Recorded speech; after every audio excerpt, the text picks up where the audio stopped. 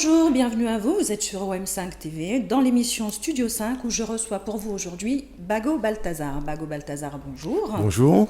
Comment ça va? Ça va très bien, très bien, oui. Alors Bago Balthazar est là aujourd'hui pour nous parler de son album Afro-Descendant. Oui. Alors pourquoi ce titre d'abord? Afro-descendant parce que je suis moi-même un afro-descendant. Et pour le titre de l'album, j'ai voulu aller en Afrique pour faire un pont entre la musique africaine et la musique antillaise. Alors vous avez un attachement particulièrement fort à l'Afrique. Oui, ça fait depuis 30 ans que je fréquente l'Afrique. Et j'ai beaucoup de copains en Côte d'Ivoire, au Sénégal, au Bénin, un peu partout. J'ai fait 30 pays d'Afrique. Et plus particulièrement, j'ai beaucoup de copains au Sénégal. Et j'ai co-créé des groupes là-bas. Et finalement, après, j'ai décidé de faire mon projet personnel. Et j'ai fait Afro-Descendant de Dakar, Paris et Fort-de-France. J'ai enregistré sur 3 continents. Ce sont des groupes qui existent, les groupes que vous avez créés en Afrique, ce sont des groupes qui existent encore aujourd'hui, qui se produisent encore ou ce sont... Oui, notamment le groupe Milim. C'est un nom créole, Milim, qui existe toujours et qui continue sans moi. De temps en temps, quand je vais là-bas, je joue avec eux, mais ils font leur carrière. Et pourquoi avoir voulu ce mélange et cet apport de l'Afrique dans votre album? Tout le temps qu'on fait des mélanges, on cherche à faire des mélanges vers l'Europe, vers l'Amérique, mais on ne pense jamais à l'Afrique. Et moi, en tant qu'afrodescendant, et nous aussi antillais, en tant que majoritairement afrodescendants, on a beaucoup à apprendre de la musique africaine et de retourner sous la terre de nos ancêtres pour faire un mélange naturel, quoi. Alors la couleur musicale de cet album, alors il y a 15 titres. 15, oui. La couleur musicale, alors moi j'ai écouté un petit peu, c'est très... alors il y a vraiment on retrouve vraiment ce mélange avec beaucoup, il y a du mandingue. Il y a du mandingue, il y a du wolof, oui. Ouais.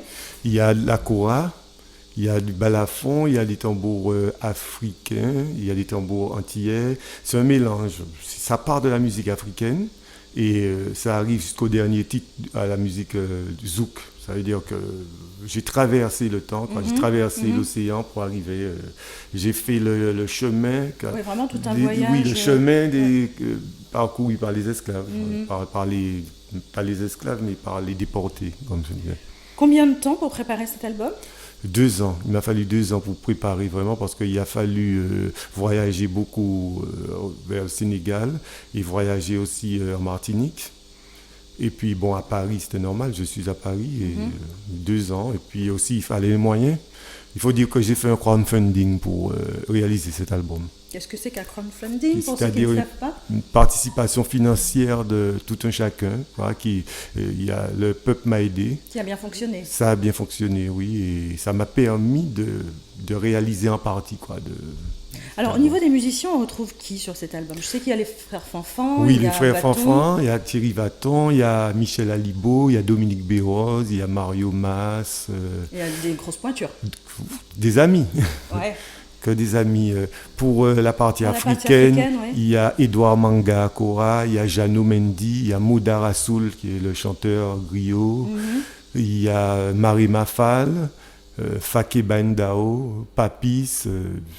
Des copains de là-bas, oui. Alors, Bago, quand je vous ai demandé de me dire la personne qui vous avait inspiré ou qui vous inspirait encore, vous m'avez répondu Eugène Mona. Oui, clairement Eugène Mona, parce que quand j'étais petit en Martinique, Eugène Mona, quand j'allais voir Eugène Mona, c'était comme un magicien pour moi. Son énergie, sa façon d'être sur scène, m'a toujours intrigué. Et finalement, quand j'ai grandi, j'ai joué avec lui.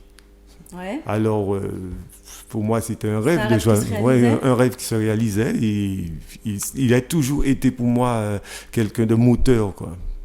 J'écoute toujours sa musique maintenant. Aujourd'hui encore, c'est quelqu'un? Oui, j'écoute toujours sa musique parce que c'est ma base, en fait. Tout est parti de lui. C'est une étoile. Quand je l'ai vu sur scène, au CERMAC, par exemple, c'était une révélation, quoi. Alors, et puis quand je vous ai demandé, alors ça c'était pour la partie musicale, pour la partie inspiration, Oui. le livre de votre livre de chevet, le livre qui, peut-être pas forcément de chevet, mais que vous avez lu et qui vous a marqué, Oui. c'est un livre de Jean-Philippe Omotunde. Jean-Philippe Omotunde. C'est le tome 3 d'une saga qu'il a commencé sur la traite négrière en Europe. Oui. Et le tome 3 s'appelle Vérité et Mensonge. mensonge. Oui. Parce que c'est quelqu'un qui nous fait réfléchir pour rétablir la vérité. En fait, tout ce qu'on nous a appris, il essaie de démontrer que le contraire. Et ça m'a vraiment plu parce que vous savez qu'on a été formaté à l'école de la République d'une certaine façon. Et maintenant, il essaie de nous déprogrammer pour nous faire avancer. Oui, c'est vrai que les médias européens nous montrent et nous disent ce qu'ils ont envie. Bien sûr, ce qu'ils ont envie de nous dire. Et lui, il essaie de déprogrammer ça et de nous ouvrir les yeux sur d'autres choses, sur une autre vérité. Alors Jean-Philippe Omotunde, pour peut-être ceux qui ne le savent pas, Jean-Philippe Omotunde est d'origine guadeloupéenne, c'est un chercheur. Oui. Voilà, c'est un chercheur en histoire et Prof, il est également conseiller en communication. Oui. Tout ce travail-là, alors quand j'entends Mona, quand j'entends Jean-Philippe Omotunde, quand j'entends votre album Afrodescendant, tout cet album-là, tout ça me donne l'impression que vous êtes dans un univers de recherche des origines, de cet attachement aux origines, de retour et de travail sur soi-même pour savoir qui on est, pour comprendre qui on est et pour mieux avancer. Oui. Parce que quand on sait qui on est, on avance mieux. Et là, pour moi, ma révélation aussi, c'est quand j'avais 19 ans, j'ai fait une première tournée en Afrique. C'était ma première tournée, ma toute première tournée à 19 ans. Et c'est là Vous avez commencé quand, la musique ? La musique, à 15 ans. 15 ans, je n'étais pas professionnel, mais je commençais, c'était un balbutiement. Et puis, à 19 ans, j'étais toujours en Martinique. J'ai eu la chance de faire une tournée avec Roland Brival en Afrique. J'ai fait 5 pays d'Afrique, dont l'Éthiopie, le Kenya, le Soudan, Malawi, Rwanda, etc. Et pour moi, les questions que je me posais quand j'étais en Martinique, du fait que à l'école, on m'a appris mes ancêtres les Gaulois, et j'étais déjà passé en Gaule, comme on dit, mais je ne me reconnaissais pas. Mais quand je suis arrivé en Afrique, notamment en Éthiopie, je me suis reconnu directement. Là. Mes questions ont eu une réponse. Vraiment ? Oui, une vraie réponse. Surtout, je me rappelle, à la douane, on ne voulait pas que je reparte de l'Éthiopie parce que le douanier m'avait pris vraiment pour un Éthiopien avec un faux passeport français. À ce point-là ? À ce point-là, oui. Alors, l'album est sorti quand, Mago ? En février de cette année. Et depuis, comment il se porte ? Se porte bien. Vous étiez en concert il n'y a pas très longtemps au Baiser Salé. On était au Baiser Salé. Vous revenez d'Afrique. Je reviens d'Afrique et de la Martinique. Parce qu'en Afrique, j'étais à Gorée et à Dakar pour faire des images pour un clip.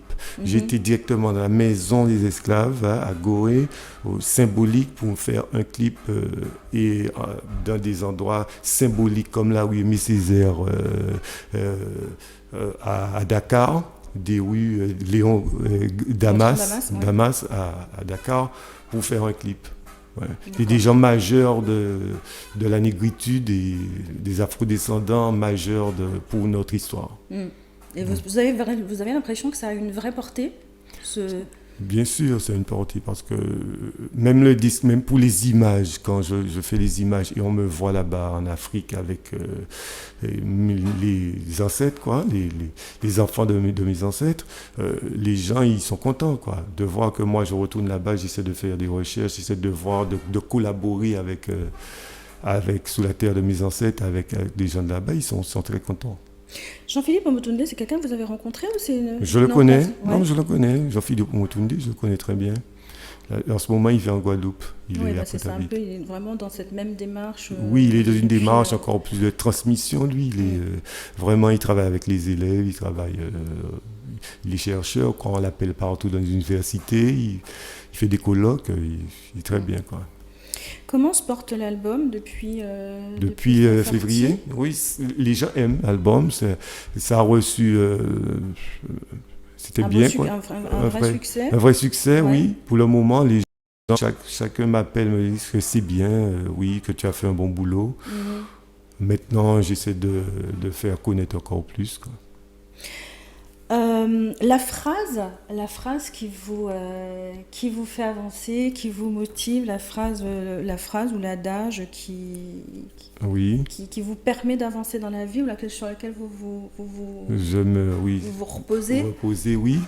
Cette phrase-là, c'est une phrase qu'a dit Mandela. On ne perd jamais, on gagne ou on apprend. C'est ça, quoi. C'est-à-dire on apprend une leçon, c'est-à-dire on ne perd jamais, quoi. Soit on gagne, soit on apprend. Ouais, c'est-à-dire que quoi qu'on fasse de toute façon dans la vie, on va apprendre, il faut retenir la leçon pour avancer. Même si le résultat en lui-même Oui. immédiat était négatif, mais il y a toujours une leçon à apprendre. Il faut apprendre la leçon pour la prochaine fois. Oui. Parfait. Eh ben, belle devise en tout cas. Oui, c'est ce qui me permet d'avancer, ce qui m'a permis de faire le CD aussi. Voilà. Donc le CD, on le rappelle, oui. Afrodescendant. Oui. Il est disponible uniquement en réseau. C'est-à-dire qu'on m'envoie un message sur mon Facebook, on me dit, bon, j'ai besoin de CD, je réponds, et après, soit j'envoie par la poste, ouais. ou en main propre si la personne est dans les environs. D'accord, donc le Facebook, qu'est-ce que c'est ? Le Facebook, c'est Bago Balthazar. Bago. Balthazar, oui, sur ma page artiste, ou bago.balthazar@gmail.com.